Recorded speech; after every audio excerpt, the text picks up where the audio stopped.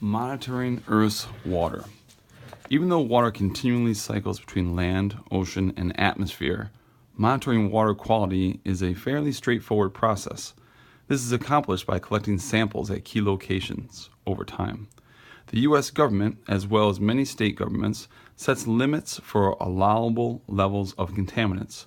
Some of these contaminants are shown in the table below. And you can look at the table if you need to in your book.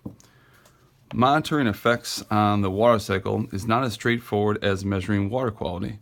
This is in large part due to the long time frame required. The water cycle is a complex process.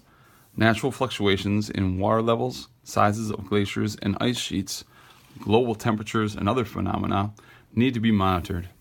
Because of this, it often takes many years to notice any changes in overall trends, such as global warming. Mitigating human impacts on water. Mitigation of human impacts on water quality is even more challenging than monitoring. Once contaminants enter the water supply, it is difficult to remove them. They are constantly moving as they travel through the water cycle. The most effective method to improve water quality is to stop using all potentially harmful chemicals. This, however, is unrealistic. Many chemicals that can become contaminants are also useful. For example, nitrates help crops grow faster and produce more food. The next most effective method for reducing contamination is to limit the amount of contaminants that enter the water supply. This can be done by reducing the amount of chemicals used to the bare minimum needed. The wastewater and runoff should be thoroughly treated so contaminants are removed before the water goes back into the environment.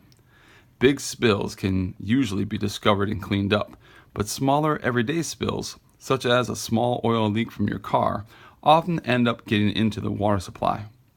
Another way to limit contamination is by choosing appropriate land areas for development and by designing buildings to minimize erosion and runoff. Mitigating human impact on the water cycle involves large-scale societal changes. Efforts to do this include reducing water use and limiting the amount of contaminants, including greenhouse gases, that are released into the water and air. This can best be done by making some sacrifices to reduce our consumption of resources and by investing in cleaner technologies that create less pollution.